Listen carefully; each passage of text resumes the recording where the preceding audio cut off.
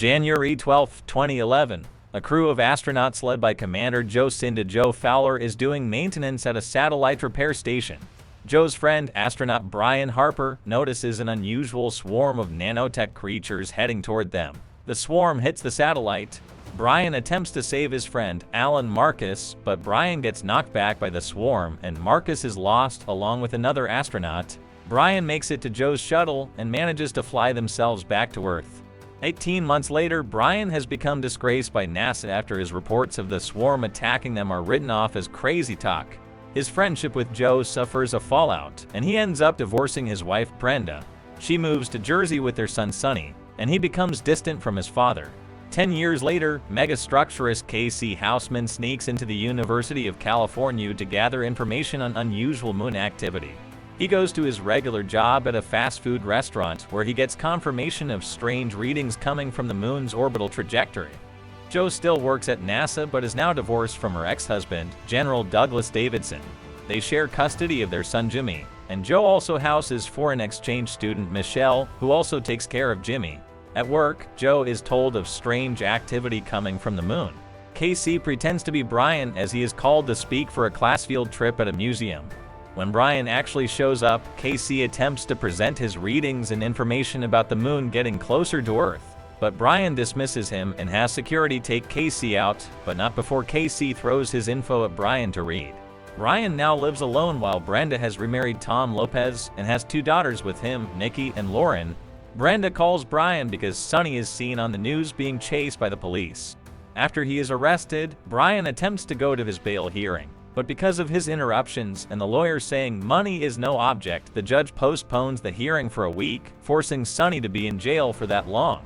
As Brian tries to bribe the judge into letting Sonny out, reports start to go out about the moon going out of orbit. Joe's colleagues estimate that they have less than 3 weeks before the moon starts to break apart and send city-sized pieces of debris hurtling across the globe. NASA organized a shuttle launch with a crew of 3 astronauts to go up to the moon and investigate the occurrence. The astronauts encounter the swarm, and it surrounds the shuttle before breaking in and killing the astronauts, which is seen back at NASA.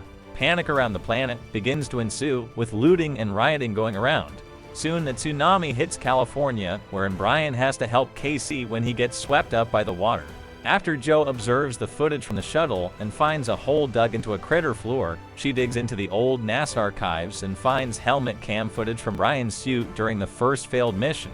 She is found by a man named Holden Field, who works in the archives and implies that there is something about the 1969 moon landing that NASA is covering up. Jo attempts to gather a crew for a second mission and is brought in to meet KC and Brian. The latter is still angry with her after he believes she threw him under the bus after their last mission. They learn about an EMP that was built to kill the swarm, and they get a shuttle out of a museum to try and launch it into space. Before the mission is set, Brian arranges for Sonny to be released from prison to join Brenda and her family at Tom's cabin in Colorado.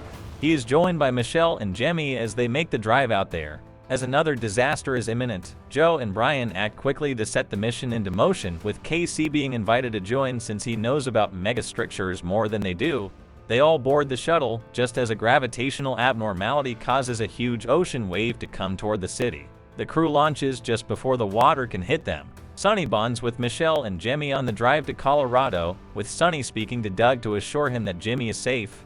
On their way, they are robbed by a trio of thieves, and they are forced to walk.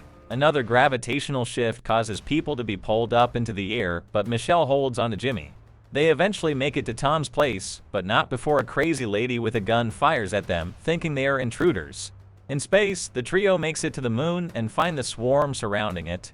They place the bomb where the swarm can grab it, but they notice that it stops short of touching the bomb. The swarm proceeds to attack their shuttle until they disable their electronics. The crew determines that the swarm is deliberately avoiding electronics. Jo believes that there are 2 separate entities on the moon, and one of them is trying to help them. The trio make it onto the moon's base, where Brian is met by the moon's operating system, which takes the form of Sonny as a child speaking to him. The OS explains that the swarm is an artificial intelligence created by ancient humans. The swarm took on a mind of its own and killed its creators before forming a base on the moon, feeding off the energy of a white dwarf in the core. The moon shifted out of orbit because the internal structure was destabilized. The OS tells Brian that the AI can be defeated, but a human must stay behind to make it happen. Back on Earth, Sonny, Michelle, and Jimmy join Tom and his family as they have to evacuate.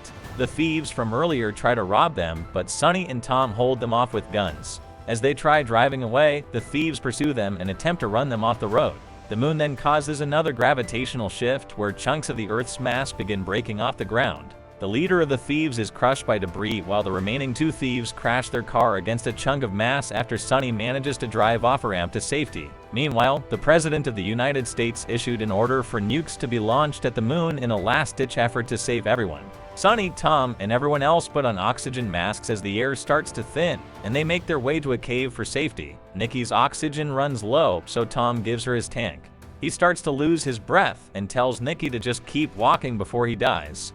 When Nikki reaches her family, the oxygen starts to come back, so Sonny and Michelle attempt to go find Tom, but Sonny is taken down by a falling tree that pins him down. The trio on the moon make one last attempt to get the bomb to the swarm. Doug holds his colleagues at gunpoint to prevent them from nuking the moon since he believes Jo can still save them. When the trio gets close to the bomb, Brian attempts to sacrifice himself to stay behind and deliver the bomb, but KC ends up taking his place instead. He feels that Brian and Jo have families to return to, while he has a chance to have finally done something with his life. Brian and Jo bid him farewell, and the swarm surrounds KC's pod before he detonates the bomb, killing the swarm and sending the moon back to its rightful position.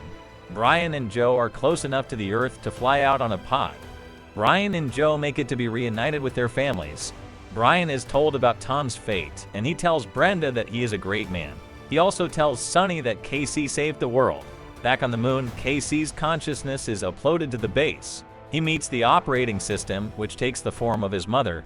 KC is told that they are about to get started on something big. The film ends here. Thanks for watching.